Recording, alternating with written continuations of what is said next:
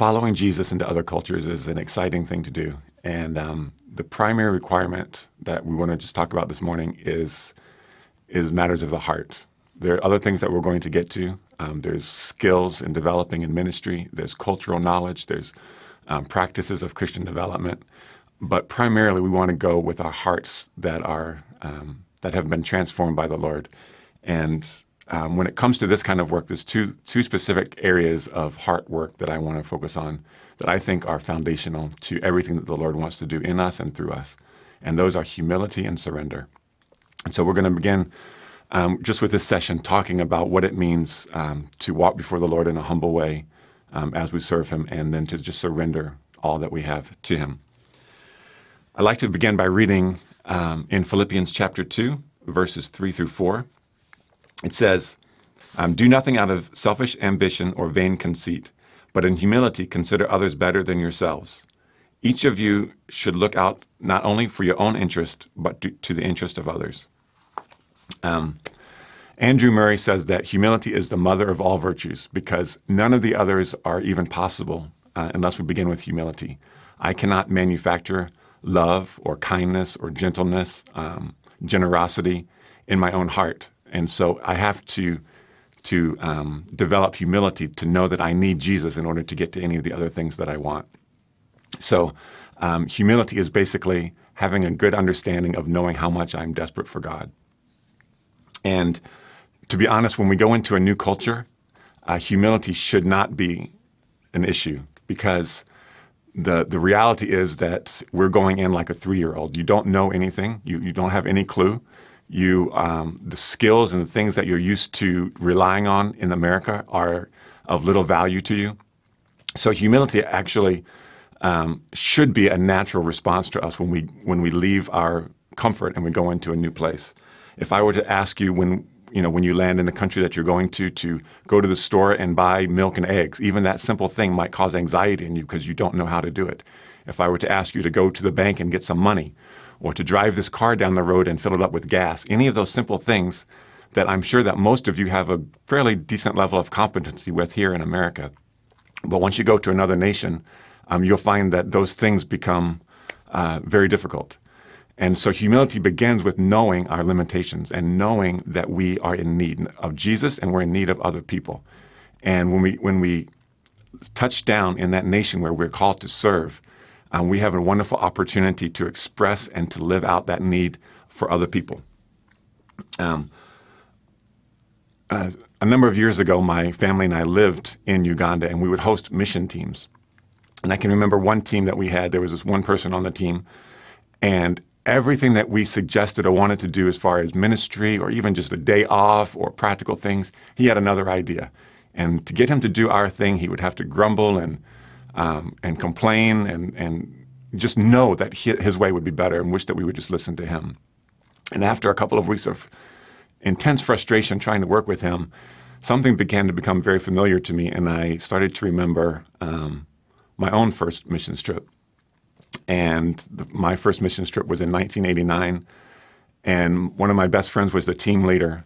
And it was hard for me to remember the fact that I was the same person. Whenever my team leader had an idea, I had a counter idea. Whenever we were going to do one thing, I had a better idea of how we could do it. And that kind of thing just causes strife, grumbling, and it doesn't matter the other things. You might be you might be getting up to pray every morning and intercede. You might be powerful in teaching and in evangelism, but those little things tend to really hinder the work of the Lord. So we want to begin from the place of humility. And we can do that, we can express that outwardly by having an attitude of a learner. And again, going to a new culture is a fantastic opportunity to do this because you don't know anything. And so in my time of living in Uganda, when I would go around to just talk with people about the gospel, I would always try to find something where we could enter into conversation. And before I was going to share some knowledge that I had with the people there, I wanted to learn something from them.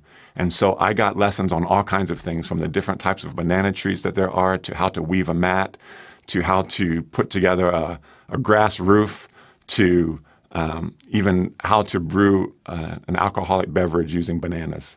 Just anything that people were doing that I found them doing, I could ask, how do you do this? And they would tell me, well, why are you doing it like this? Or what is the purpose of this? And then also, there's a whole language out there that you don't know anything about. And so every person that you meet is an expert on so many things that you're on ground zero for. And so when we can begin with asking questions, what that does is, again, it's an outward thing, but it does something in our hearts. It transforms us from being the people who know it all, the people who are coming in an arrogance and a pride, to this humility, because there's a vast storehouse of knowledge that this person sitting in front of me, no matter how poor or uneducated they look, no matter how even I can be convinced that they're trapped in different kinds of bondages, but they know so much about life that I don't know. And so if I begin with that, it does something in my heart, and it also does something with the way that they receive me, because they realize now that we are partners. We are creations of God, both of us sharing the image of God. So go with an attitude of a learner. Be just insatiable with your appetite to learn. And again, I mentioned before, but language is a fantastic thing. Try to learn one phrase every day and say it 1,000,000 times. You know, it might be, hello, my name is Tim. This is all the Luganda that I know. I said that phrase probably 100 times before I learned anything else when I moved to Uganda. And then I would learn how to say things like, pineapples are sweet. And I would go around saying, hello, my name is Tim. This is all the Luganda I know. Pineapples are sweet. And you feel like an idiot, but again, it's good for you to feel like an idiot sometimes. Another aspect of humility in mission work is to be prepared to lay down everything that gives you a sense of strength and ability and identity. Paul talked about that. We read in Philippians 2. In Philippians 3, he talks about that there's all of the things that he used to rely on to give him a sense of importance and identity and value, whether it's the way that he was able to keep the law, just even his birth and the family that he was in, and all of these different things. And he said when he came to Christ, all of those things became nothing. And again, when we're shifting now and we're going into a ministry site in a new location, it's a fantastic opportunity for us to allow the Lord to strip away all of those false identities, all of those things that we lean on that really are not of Christ. They might be, our education or our money or our expertise or the influence or the friends that we have or whatever it might be that in the States we rely on. When we're going as a member of a missions team, those things really don't mean anything. And the things that are going to cause us to be effective in ministry are, maybe not so much my Bible knowledge or my understanding of how to build a building or to dig a water well, but it's my availability, it's my humility, it's my desire to serve and to learn and to share, just to share simply what's in my heart. Finally, when it comes to humility, I just want to urge us to rejoice and to boast in our weaknesses. Again, Paul talks about that in 2 Corinthians, and he says, the things that I'm going to boast in are not the things that I'm strong, the things that I feel good about, but my weaknesses. I remember when I was growing up, I loved reading The Lord of the Rings. And of course, my favorite character was Aragorn.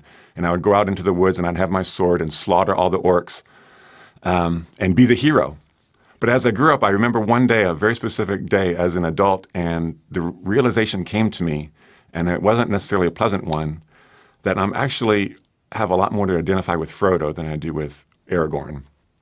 I'm small, I'm scared, I'm weak, and I don't have a clue.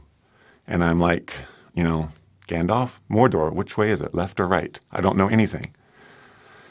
And just to be honest, going on this missions trip, most of you are not Aragorns and Legolases and Gandalfs. Most of you are the hobbits. And coming to grips with the fact that I'm going in weakness, I'm not going in strength. And in fact, my very presence there, in some ways, is a burden to somebody else.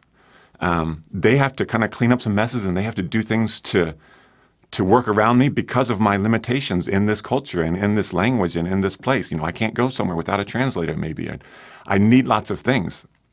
And that kind of knowledge, not to say that, I shouldn't go because I'm useless, because if you follow the story again, remember the hobbits do turn out to be heroic in the end. And when given the chance, they do things that are vital for the mission.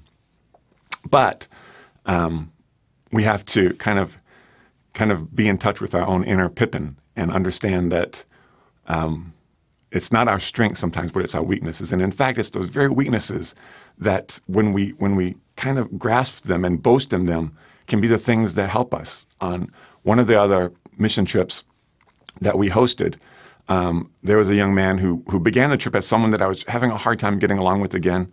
In every way, he kind of had it going on the outside. He was athletic and strong and confident.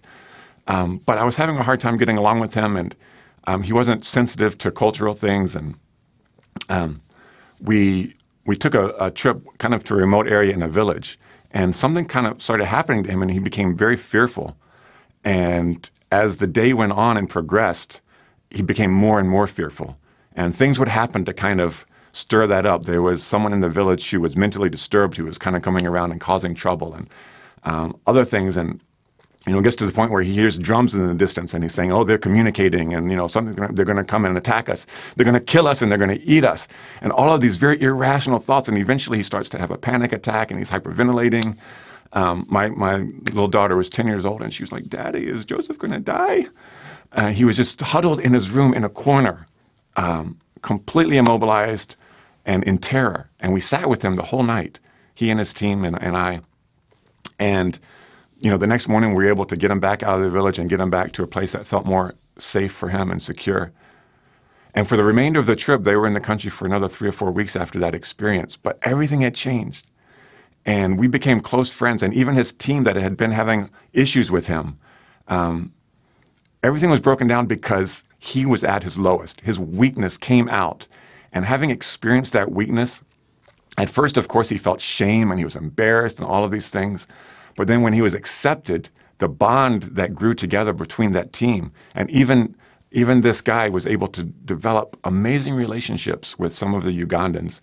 And again, it came out of weakness, not out of strength.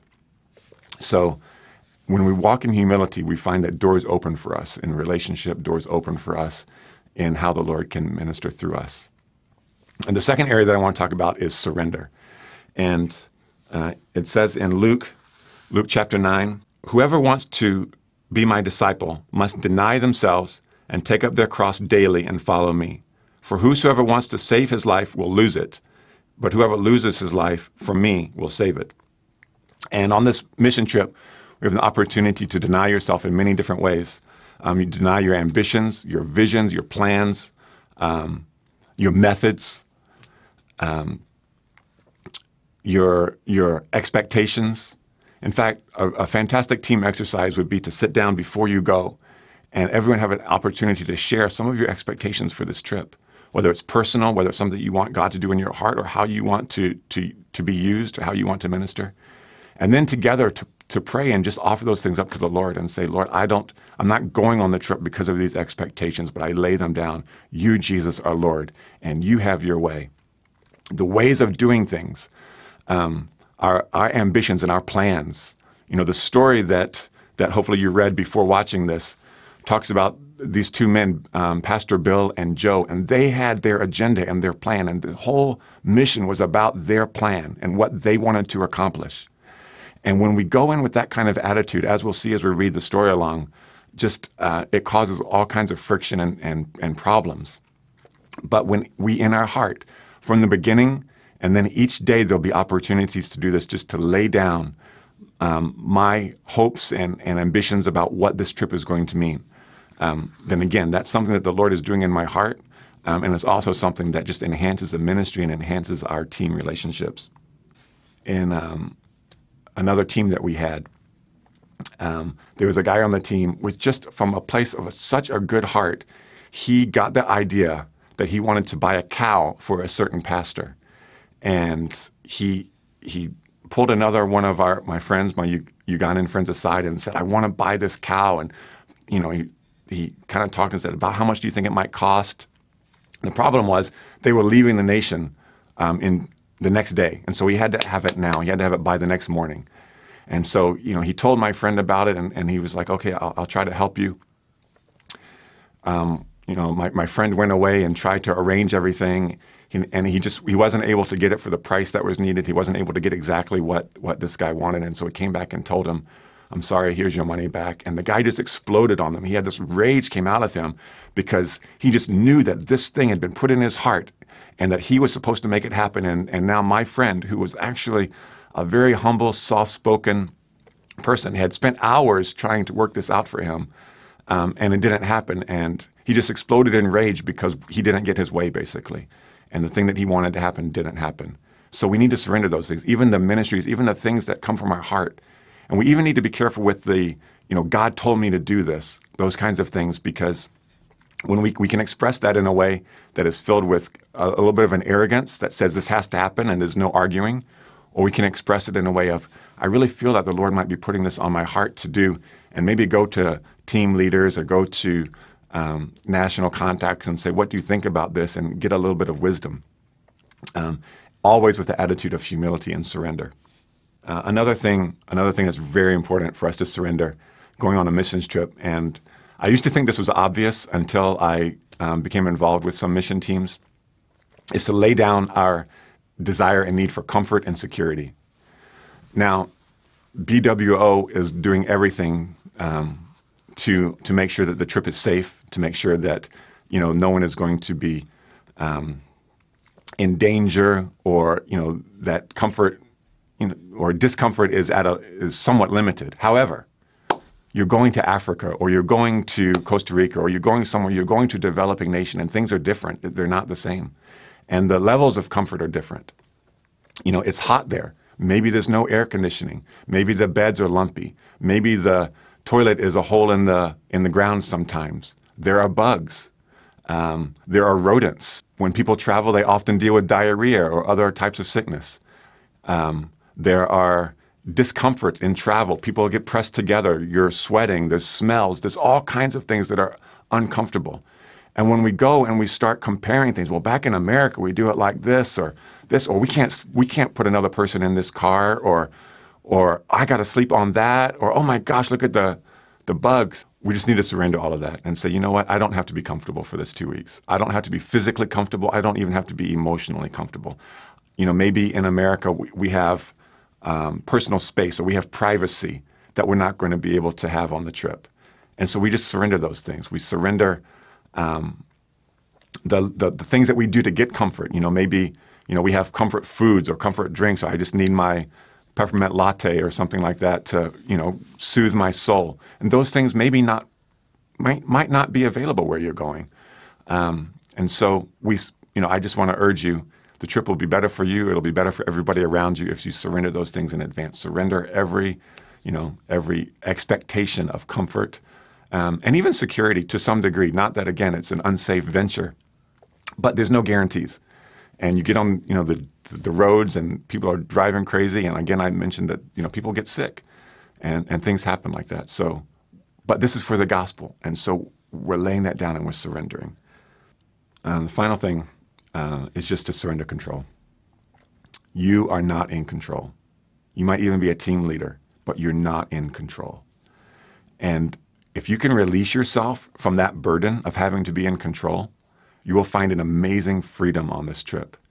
If you hold on to the burden of having to be in control and having to control the results and having to control what this person does and having to control the environment, the more you grasp onto those kinds of things, the more difficult the trip is going to be, and actually the less fruitful it's going to be.